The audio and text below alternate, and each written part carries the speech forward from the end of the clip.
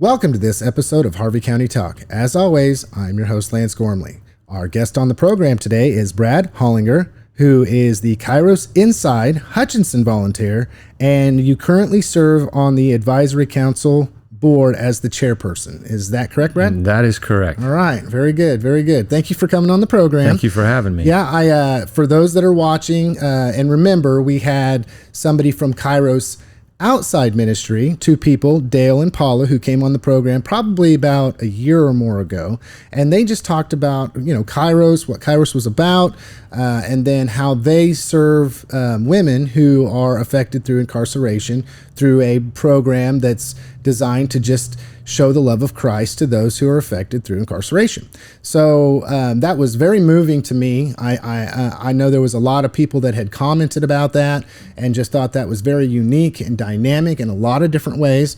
But it's not something you hear about a lot. I mean, there's a lot of ministries that focus on serving those who are the most in need, especially Christian ministries that do that. But when you get into the talking about people that have made poor choices or are loved ones of people that maybe didn't make the best decisions and they're hurting or they, are suffering through some things that to directly minister to those people the love of Christ. Well, I'm not going to say that's a very common thing. Would you agree? Oh, absolutely. Yeah. Absolutely. And I would say even more so. And we talked a little bit before the program, but with what you do, which is you actually go into prison voluntarily. Right. You didn't do anything to get there. Right. And to be able to minister to men who are there because of their own choices, really. Would you agree with that? Yeah. So you touched on Dale and Paula were here. Yeah. And so they were part of Kairos is just, we'll use that word as like the umbrella. Okay. And underneath Kairos, we have three different branches, so to speak. We have the Kairos Inside, which is what I'm a part of. I mean, I'm sure we'll get more into that. But and then what Dale and Paula on the show a year or two ago, Kairos Outside. And then the third aspect of Kairos is Torch. So all three serve a different community or a different part of those that are affected by incarceration. Of course, Kairos Inside, just like the name sounds, we're dealing with, our clientele is those that are incarcerated. Those are the ones on the inside. So we're bringing the love of Jesus Christ, forgiveness of Jesus Christ into that prison. Kairos Outside, obviously with that particular organization is ministering to the families of the incarcerated, so those that are affected by incarceration on the outside.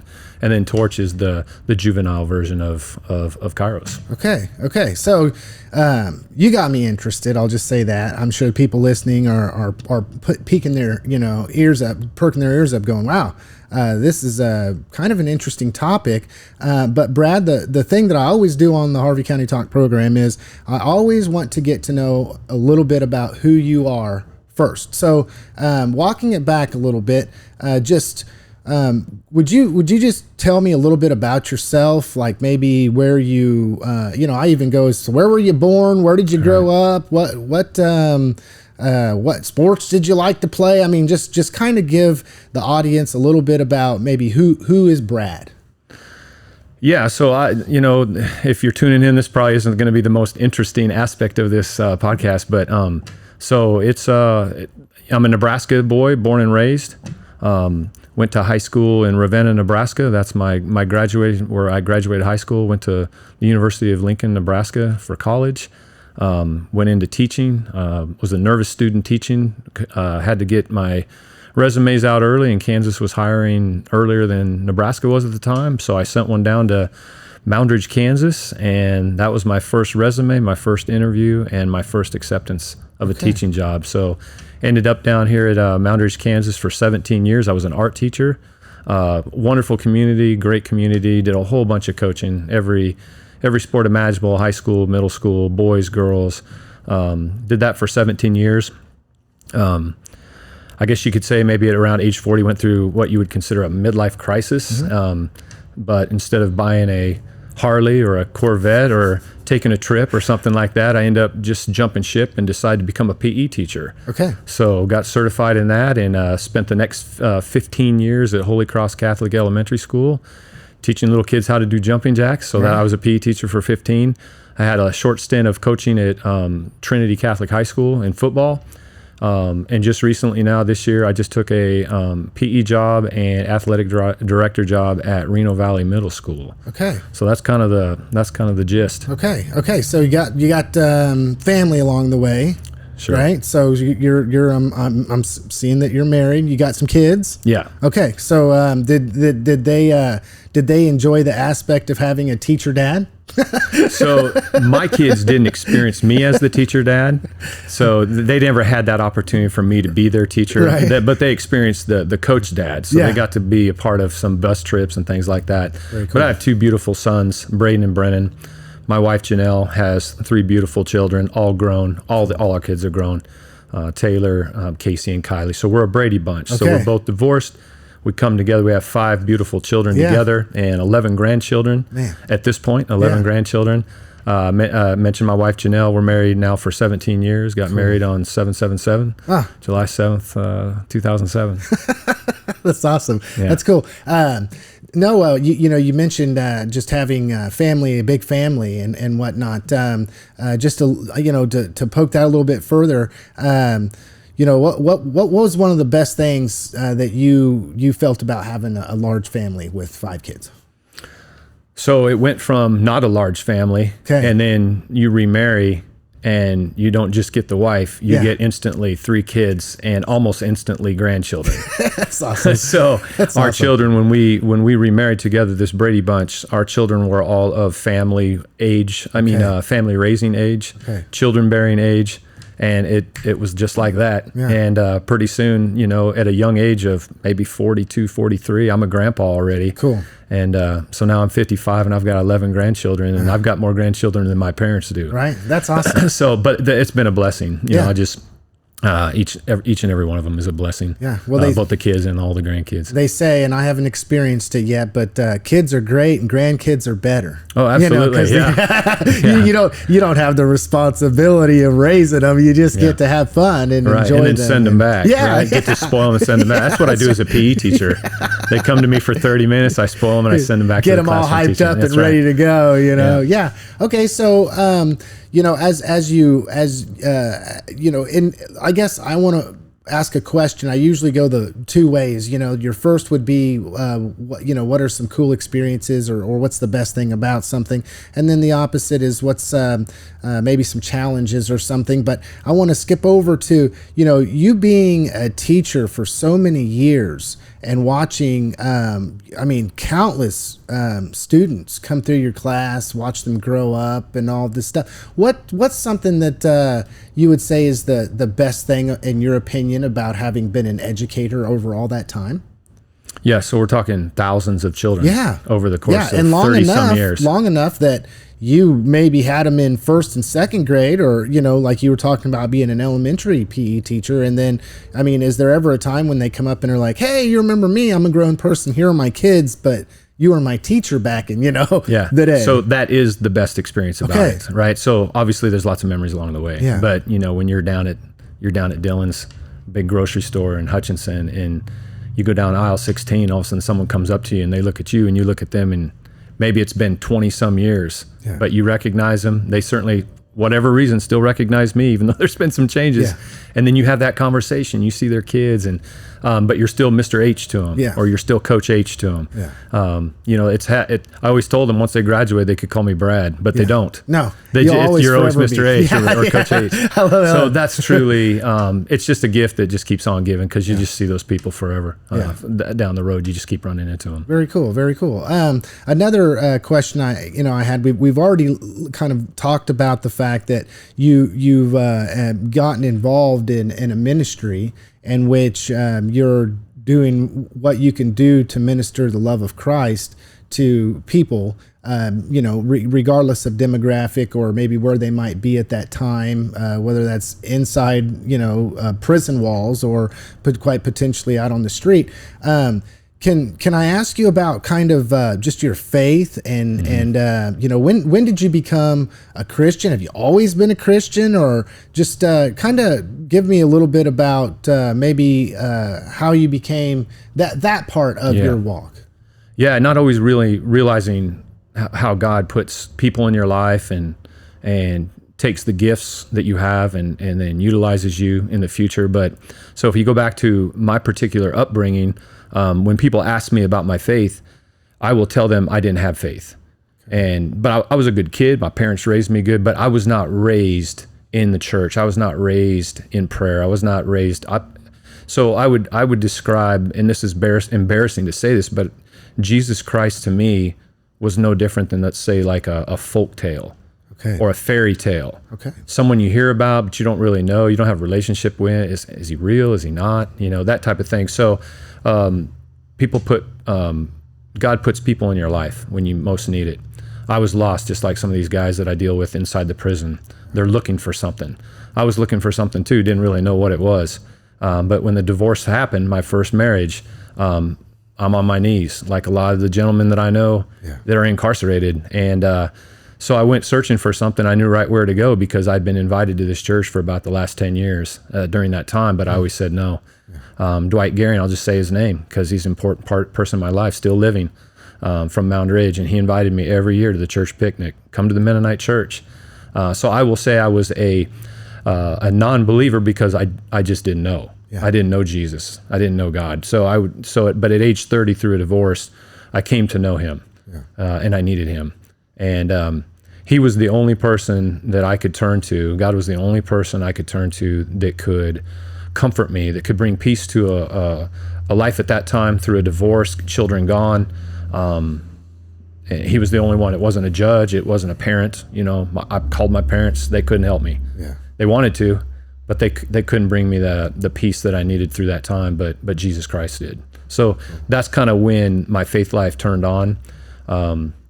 And then can I keep going? Maybe. Yeah. I'm interested. So and then this is in Mound Ridge, Kansas. So I'm in Mennonite country down there, right? And just the people. I just can't explain to you how wonderful the Mennonite community is there in Mound Ridge when they brought me in, not only just the church, but welcomed me to the school. But anyway, so I joined that church and I was there for probably a good 10 years or so. And then met my wife at that time, just a girlfriend. Her name was Janelle, right? And Janelle was a Catholic girl. And so she started taking me to Catholic church on Saturdays, and I'd take her to Sunday church in the mornings. And pretty soon, we're married. We probably need to get this figured out. So I joined the Catholic church. Many ministries later, lots of happiness later. Very involved in the church, different ministries, and I just look back to that experience through the divorce and people like Dwight Guerin and those that welcomed me into their church and showed me the truth, the way and the life. Yeah. And it's interesting that you say that as far as your progression, where you had an open door with some brothers and sisters in Christ who are in the Mennonite faith, and then how that progressed to where you entered into Catholicism. Right. And so I'm assuming still to this day you're Catholic, correct? Still Catholic, yeah.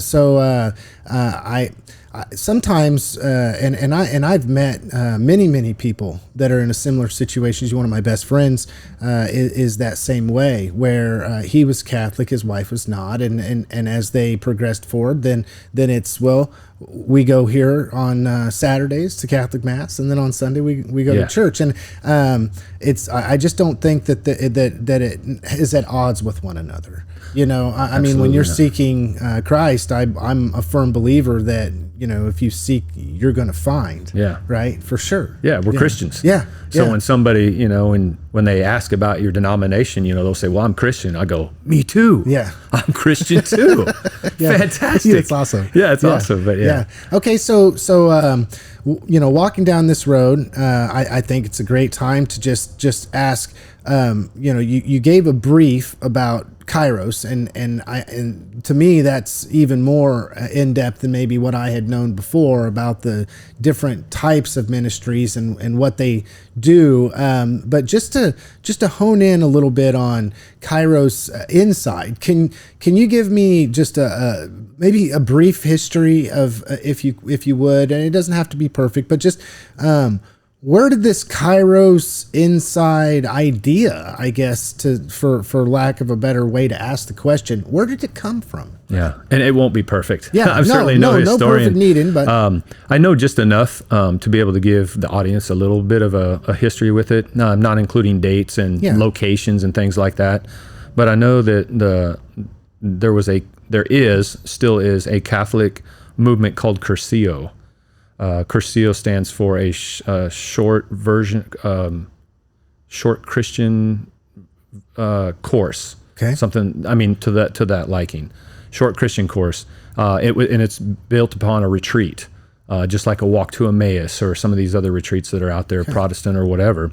And so it started with some gentlemen that were a part of a Curcio movement, and they said, why don't we take that Curcio pattern or that Curcio organization or that way of creating a weekend, curriculum, and let's try this inside the prison. Yeah. And they did it, and it probably wasn't perfect, but they then looked at it and said, how can we make some changes? And they made a few changes because obviously the environment inside a prison is going to be different than an environment, let's say if a Curcio weekend was at a church or a spiritual life center or something like that. So they tweaked it. They did what they needed to do. They gave it a label Kairos. Kairos is a Greek term that says or means God's special time. Okay. And that's where Kairos. And again, it originated maybe in California, maybe Texas, Florida. Those are some big places where Kairos is now. But it started with just like 4 or 5 men.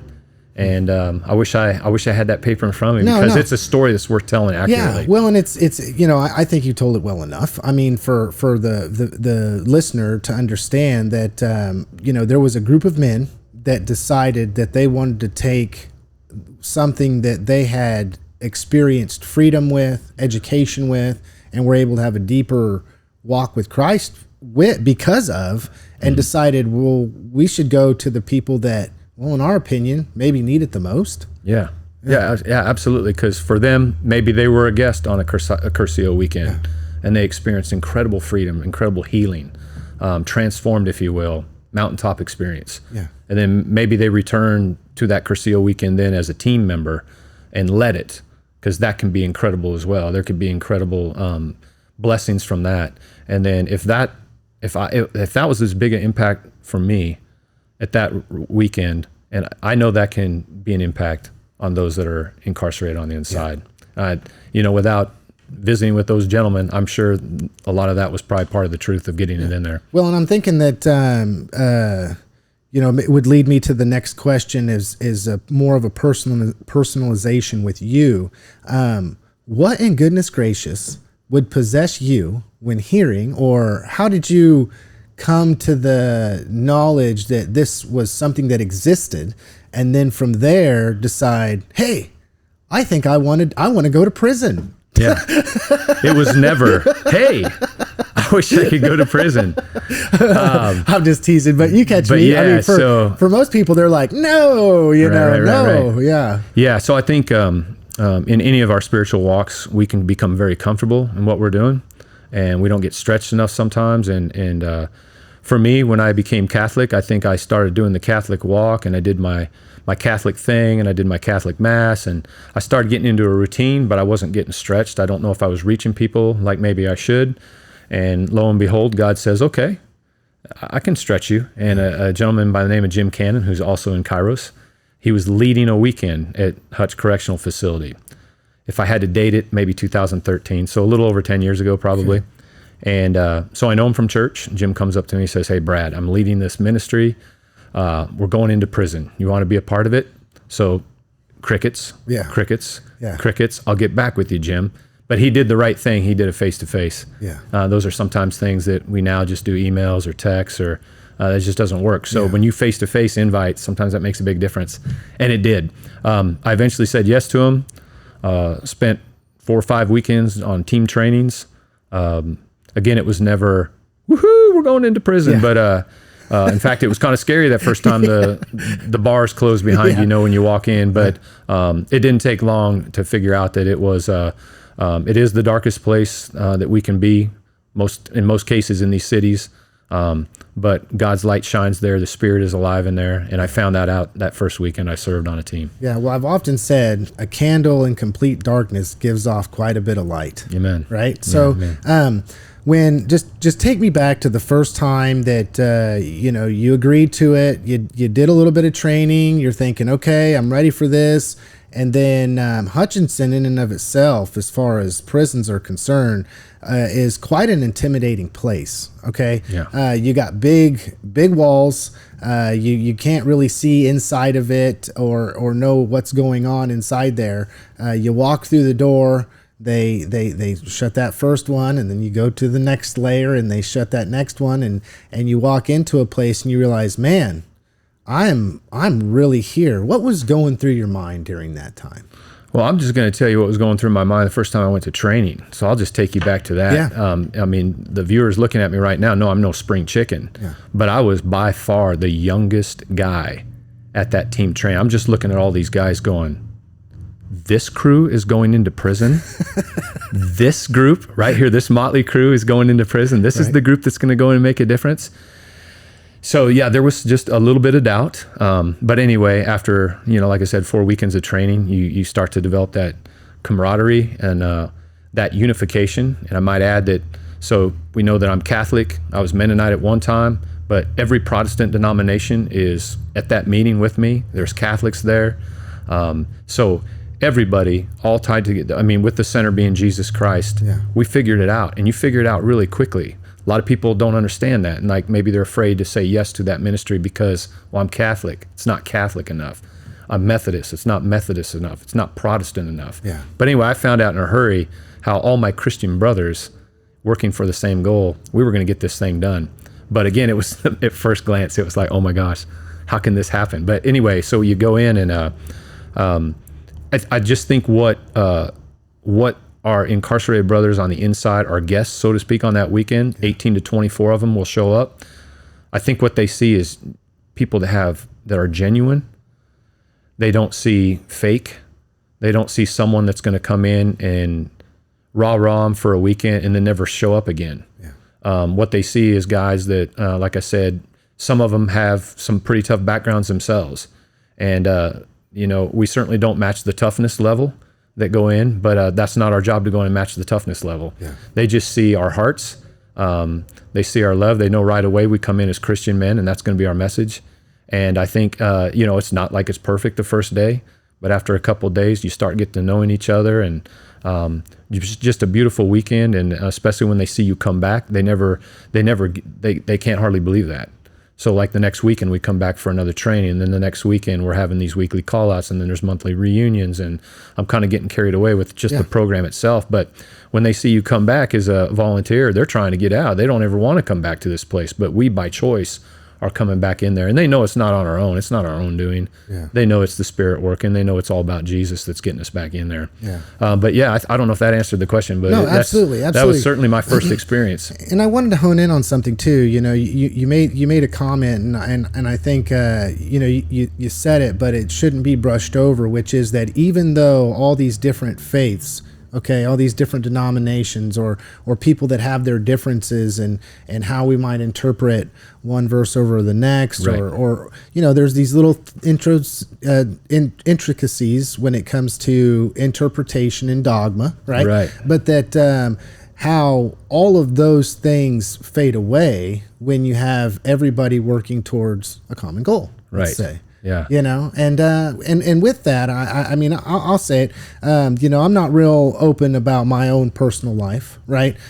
Because there's, time in my life in which I made poor decisions and wound up in a less than desirable, predicament by my own doing. And I'll just tell you that that was something that always struck me, was the fact that I'm here because I did wrong. I'm here suffering my consequences. And it does strike a person that's in that situation, I'm not going to say strange, but there's something, and special might not be the right word, but there's really something to the fact that you as an individual, or anybody who takes time out of their day and actually wants to come into prison, right, to see and minister to or give or show love or caring or compassion or anything of that nature, but compounded by the fact that I don't think there's very many people that are doing that unless they truly have a heart for Christ and want to see others have that same love exhibited to them. So that impact is huge when they watch or they find out very quickly how many of the volunteers, us, when we come in, are from different denominations. Because inside the prison, that's not cool. Like, you're not going to see the different churches getting along too well together. Whether it's faith believers, non-believers, that type of thing. So I think that for them to see that then helps them also when they all come together, not knowing who's coming for the weekend. That they too can do that because they witness it through us. They say, well, those guys can do it. Maybe that's something we can pull off too. I certainly hope they see the heart. I do hope that when the weekend is starting, middle, end, that they certainly see that the love of Jesus Christ through us, that they see that in our faces. Well, I'm here to tell you from personal experience, not dealing with Kairos, obviously, but just from personal experience, I can tell you that it is true, and I'll say what I said again. A candle, just one little blip of light in a place that's so dark, shines very, very bright. And with you all doing what you do, there's no doubt that it definitely shows. And I'm not going to say stand out, but there's something different that's going on there. And I would know that looking from the outside in, maybe not being somebody who was participatory in that people are even on the outer layer of that onion are watching that. Yeah. So like, what's something that it would be like a typical kind of walk me through this you call it a weekend, right? So is it just hey, anybody that wants to do this can just do this, or as far as the inmate population, right? Or and then how does that get to the point of being part of this weekend, and then like maybe what they have to do, and then from there, what kind of things take place on a Kairos Inside weekend? Sure. Even before I answer that question, just to make sure that our viewers understand that our volunteers are very aware that it's not us that goes in and does the weekend. We're just the hands and feet of Christ. That he gets all the credit all weekend long before we ever go in. So I just wanted to make that perfectly clear that, that's why a bunch of old guys who go in there that most of them are retired, that we can make this work because it's not us doing it. If it was us doing it, it would be an absolute failure, but it's just us being the hands and feet for Christ. So the Kairos weekend, maybe just more on the side of the population on the inside. So we will serve either 18 or 24, depending on how many volunteers we get. But regardless, 18 or 24, those are selected by our chaplain, whoever it happens to be at the time. And the idea most of the time in Kairos is that we want to get the guys that are the most influential in the prison there. So that's not an interview done by them. That's chaplain figuring. He already knows, right? He kind of in the population. So we want those that maybe have the most influence, not always the most positive influence, but if we can get them on the right track, not us, Jesus can get them on the right track, then they can go out and make a difference in the population. So maybe even sometimes the most negative. Yeah, the biggest hardhead. Yeah. That's how the words that are used inside. The guys that are doing 30, 40 years and this is my life and I've, lived it. Because you have no other choice. A lot of times it comes down to just survival. Maybe. Yeah, we'd love to have everybody be a part of it, but if they're 2 weeks later, they're out, then they can't serve the others that are still in there. So that's definitely, I know the chaplain considers that, looking for the future of Kairos and just the future of the prison. But after that is selected, and team trainings are done. The weekend basically is a 3.5 day weekend. Again, it's built on the foundation of a Cursillo weekend. So it starts on a Thursday afternoon and runs through Sunday. And so a Thursday might look like, and I'm just going to kind of paraphrase how it might look, but the first time that we meet them, they come in, we greet them. Volunteers are paired up. So we have, I don't want to call it like a mentor, but just a host. So that's the best way to describe it. So I host somebody throughout the entire weekend, even if I don't sit at his table or whatever, but I always check in on him, make sure things are going well, how he's doing, and that getting him there if in case there's a lockdown. Well, if there's a lockdown, no one's going to be there, but you know what I'm saying? Like just making sure he's getting back to the weekend. So we meet our guests, and then we kind of have a big introduction. That's where people get to know each other a little bit, not just the volunteers, but the inmates too. Everybody gets a chance to introduce themselves briefly. That night there's a big meal, and I'm just going to tell you, there's a lot of guys that sign up for Kairos, put their Form 9s in. That's just the form that says I want to do something through the chaplain or whatever. But they come for the food. And then they find out later it's a different kind of spiritual food that they get. But for sure, Hooked you the with the food food. is amazing. But anyway, so we have a love big it. meal. We break bread together with our new brothers in Christ there. And then the next day they come back in Friday. Friday's a lot of presentations, talks, if you will. A lot of the volunteers will be assigned different kinds of talks. The talks are geared to be in a certain order so that you don't want to miss one, so the second one doesn't make any sense. So anyway, there's a lot of talks that day, but there's also opportunities to visit at the tables, more eating, honestly, lots of silly songs and just almost childlike type stuff. That's where you start to break those barriers a little bit. Disarm a little bit, break those walls. Saturday it opens up a little bit more. There's some prayer circles going on, chances to visit some of the not chaplains, but the ministers that we have there, some of the clergy that we have. Again, lots more breaking of bread, lots of music. It just starts their things start to become a little bit more intimate. The walls are breaking down enough to where people are sitting at tables and getting along with people that maybe they haven't gotten along with for quite some time. And that's a point when the Spirit is working and Jesus is alive. And forgiveness is a big part of Saturday. There's a forgiveness ceremony, forgiving others, but also forgiving themselves. You mentioned that earlier, just, the shame that comes with being incarcerated.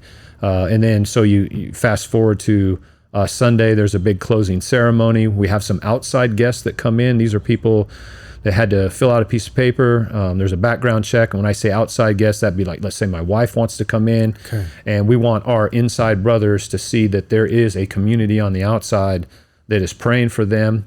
Visually, they get to see this company of people. Again, why are you coming in here? Because we care about you. We've been praying about you all weekend and that type of thing.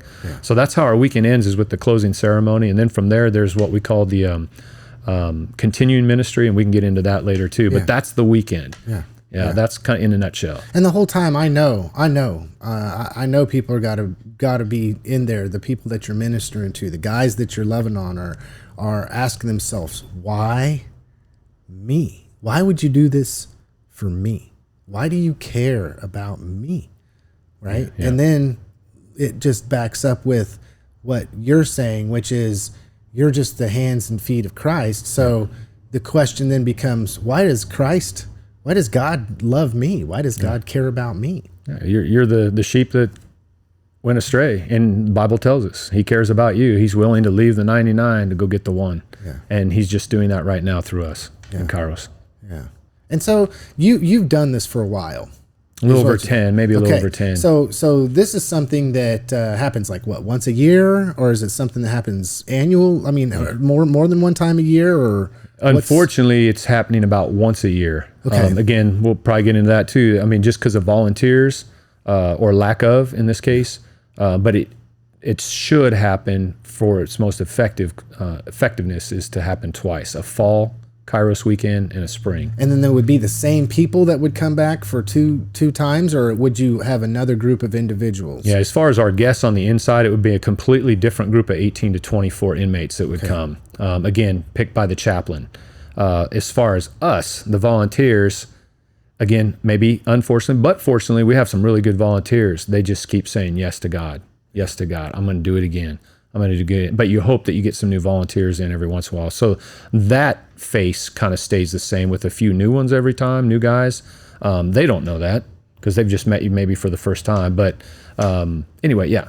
So then, just to give me more of a mental picture here, those that are listening, when this is all taking place, these 18 to 24 inmates are separated. They're separated out, and they spend pretty much all the time from the time they're let go till the time that they have to go back and go to bed, basically. And you all leave. So it's almost like, I mean, I'm not going to say like the word I'm looking for is this is a lot of hours.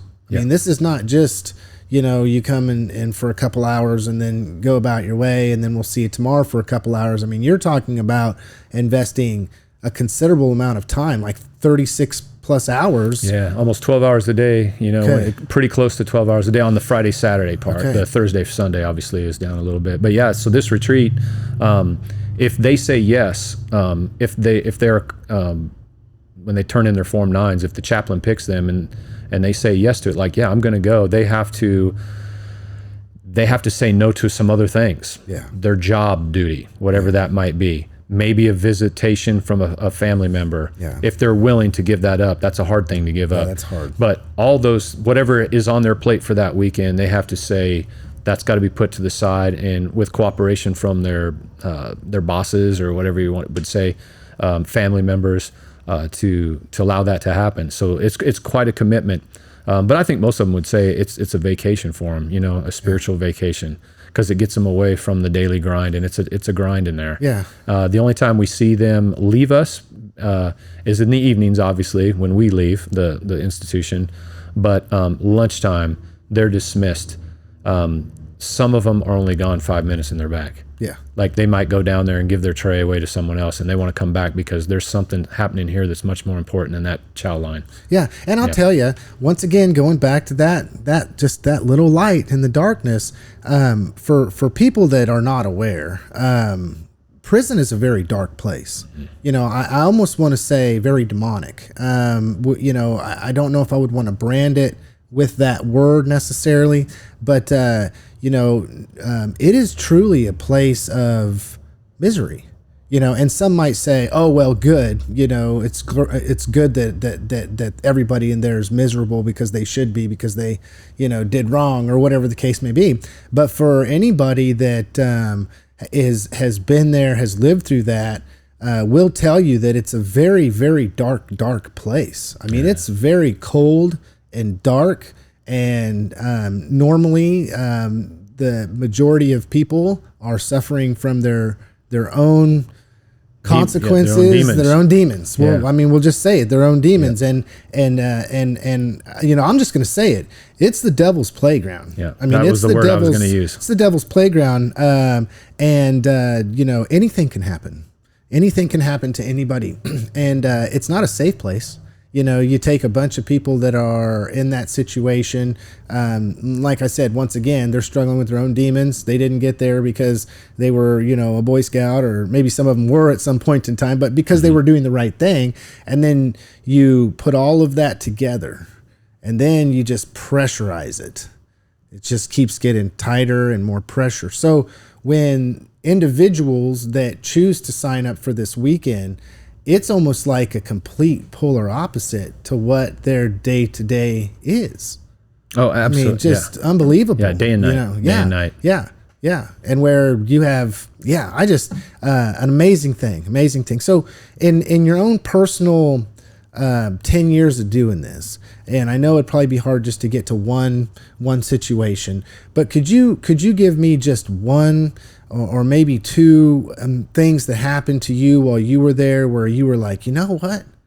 I believe that this is what I'm doing this for. Like not when the light came on, but just how you knew without a shadow of a doubt that you had impacted, or that Christ had impacted somebody through your time and choice to go in to that place and show the love of Christ. Yeah, I think, like I said, it may not have been just like an aha moment type of thing, but I think you come to realize very quickly, and we all should realize this when we think about the incarcerated, that, and this might sound a little bit harsh when I say this, but in some cases, some of those guys in there, the only difference between them and me is they got caught, if that makes sense. Yeah. I've got demons, they have demons. Yeah. We all struggle. We all have temptations. We've all done wrong. We're all sinners. So you come to realize pretty quickly how closely we all are, and you get just realizing that I'm not self-righteous. I can't be self-righteous because I recognize that I'm a sinner, and these guys recognize that they've sinned. And so that's been a growing process. And it's hard to experience that sometime when you're on the outside, and those people, if it's not part of your life, if ministry in prison is not part of your life, or if you don't have a loved one incarcerated, you just don't live that. Yeah. So, but it's real easy then to be judgmental. Yeah. But I think that's something that all of our Kairos volunteers we make sure that message is very clear, that there's not a lot of difference between the two of us. Yeah. When I say two of us, I mean like if I'm talking with my host or hosting the guy that I have on the weekend. But I look at Kairos as a chance to be on the front lines. There's other ministries that I've been in. Curcio is one of them. I've been on Curcio weekends, not only on the weekend, I've been on teams. There's been other retreats that I've been a part of, other ministries where I help serve, soup kitchens. I mean, you name it. There's a list of them, but none where you roll up your sleeves, and get dirty, because this is that ministry. There's no doubt. There's a lot of aspects of Kairos, but going into the prison and being on the inside, I found that's just maybe the gifts that God has given me is the best place I can be.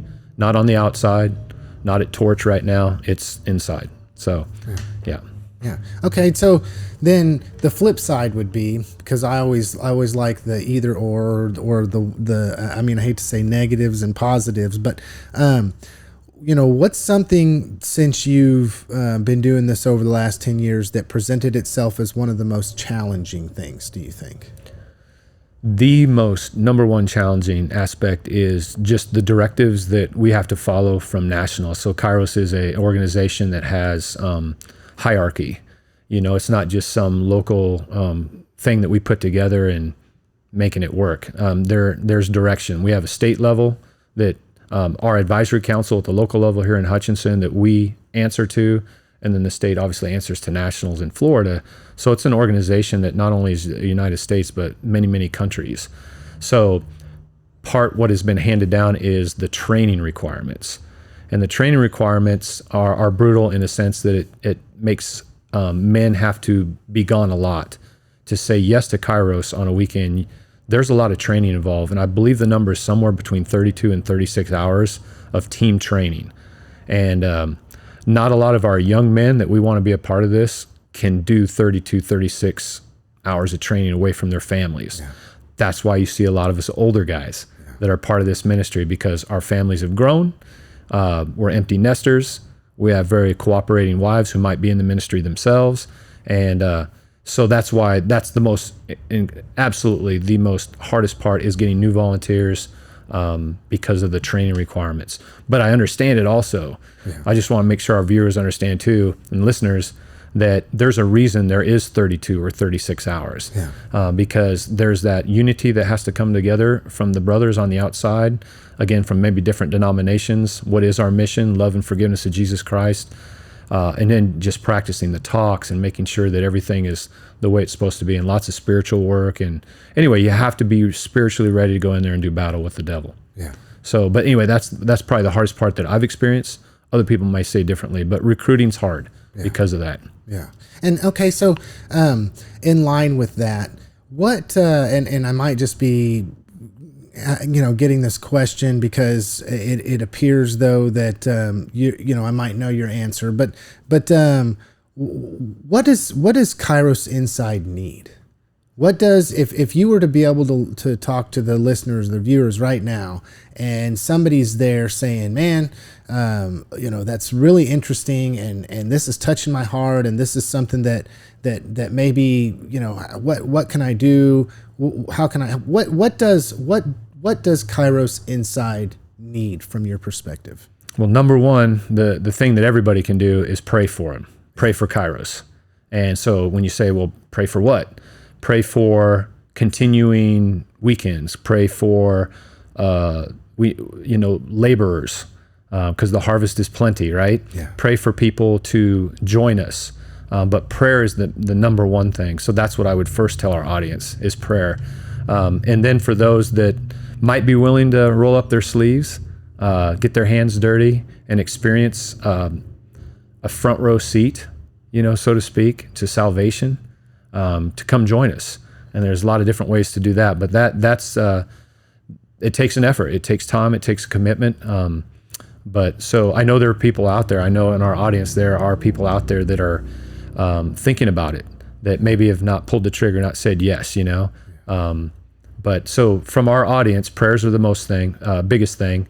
And then just to think about, if you said yes to Kairos Ministry, what branch are you thinking about helping with? Or, is it something that you're especially tuned in with maybe the younger generation? So that would be the Torch side of it. Is it because maybe you've had somebody incarcerated in your family? I do have a stepson in prison. I joined Kairos before his incarceration, so that it was in that order that it happened. But it certainly it makes you think.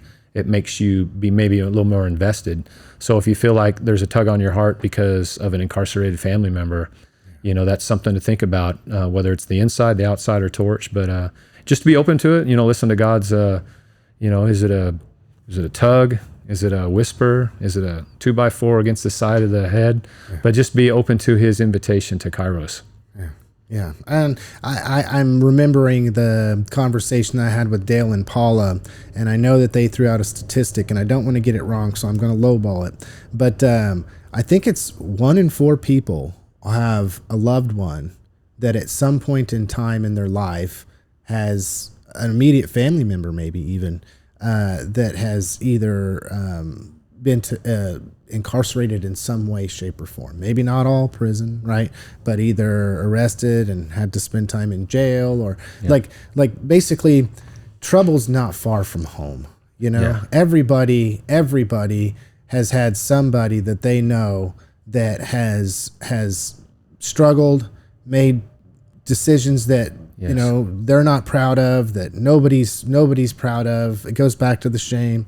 Most probably won't say, hey, raise their hand and say, oh yeah, I have a family member or a dad or a mom or a child or it's not something that people just openly go and tell everybody about, unless they hear obviously from somebody else who's got somebody in that situation, and they're there to say, hey, I've been there too. I'm there.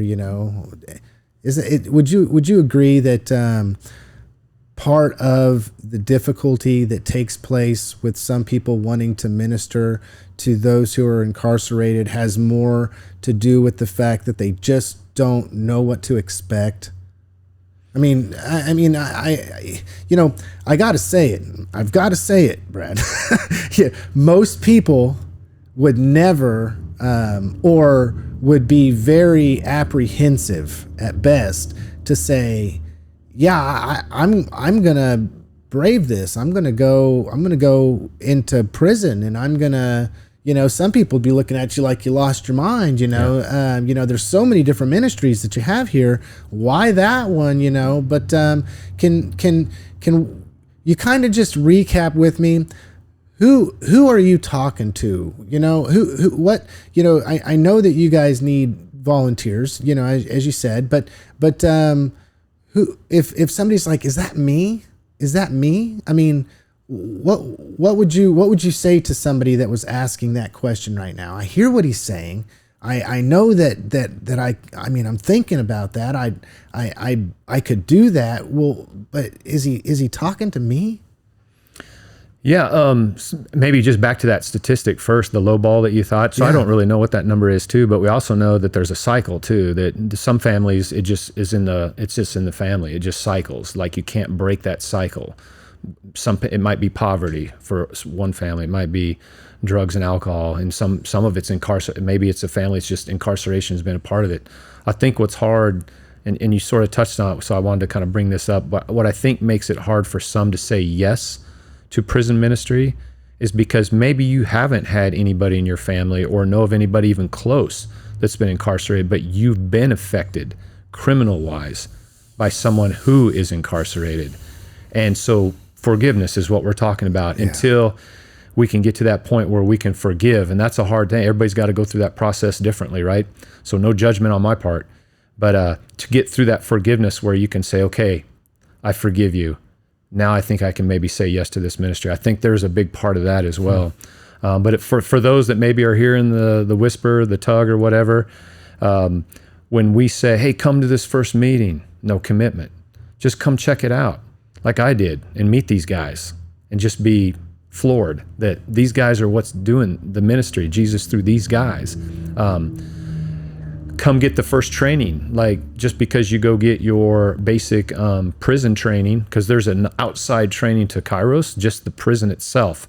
You have to be trained on the do's and don'ts of prison as a volunteer, whether you're going in to plant trees or teach carpentry or catechism of some sort or whatever, or Kairos, that you have to know the do's and don'ts. Just go do that. Just get a feel, because just being around people may say, hey, maybe this is something I want to do. With that, they get a badge. Just going through that training, okay, well, come to a call out. You don't have to lead, just hang out with us. And then they get that first experience of walking through the rotunda, going out to the Greenbush building and hanging out with our brothers on the inside and saying, whoa, these are just people too. And those are little experiences that we hope our volunteers who are like feeling the nudge, or maybe volunteers that are feeling that nudge, some that I know and some that I don't, if they would be willing to just take that first step and just come hang out with us for a little bit on some of these trainings, because there's no commitment. You can walk away anytime you want to. Yeah.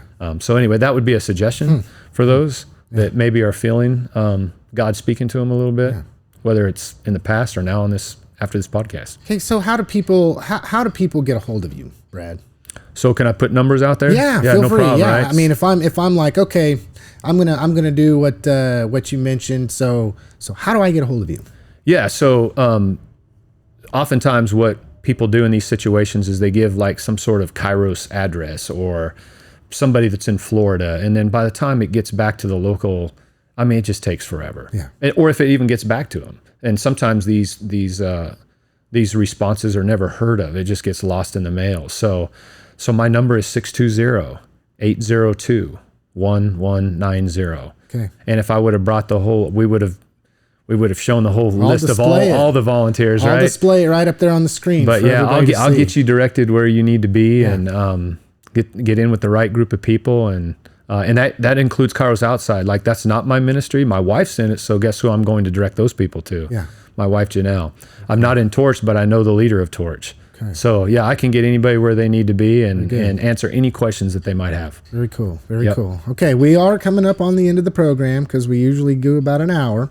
And just like fashion, I always ask the guest to speak directly to the hearts and the minds of anybody listening, give you the final word per se. So Brad, if you have something that you'd like to say to anybody listening, to speak directly to their heart or their mind, what do you got? All right, Lance, if I don't screw this up, because there's a phrase and I might screw it up, but I want to say, if you're doubtful whether this ministry is for you, remember this phrase: God doesn't call the qualified, He qualifies the called. And I'll leave it at that. All right. Yeah. I like that. I like that. Well, I really appreciate you coming out here on the program, Brad. Thank you for having me, Lance. Yeah, absolutely. And thank you for all that you do for those who are in the most need. They really are. They're in the most need of Christ's love. And, if you can just take the time and love what some might consider the unlovable, I think God can do some amazing things through you. Yeah, everybody pray for us this weekend. It's our first weekend to train for Kairos 34, which is scheduled for October 17th through the 20th. 17th through the 20th of October is our Kairos 34 weekend. So we need lots of prayers. Just keep praying for volunteers. Pray for those that are on the inside considering signing up, turning in their Form 9s, meaning our 18 to 24 guests that are trying to get in. And just pray for a facility that hangs in there and allows us to have it, because things can get messy inside a prison, and sometimes things are canceled because things that are out of our control. Yeah. So pray for Kairos 34. It's happening. All right. We'll do. All right, Brad. Thank you. Thank you, Lance. Well, as hope you enjoyed this episode of Harvey County Talk with Brad, the Kairos Inside Guy. I'm going to call you that if that's okay. All right. That's awesome. I hope that you do just as Brad asked, and that you're praying for those that sign up to go in and minister to those who are the most in need. I can't say it enough. Amen. So we'll catch you next time, everybody. Thank you, everybody.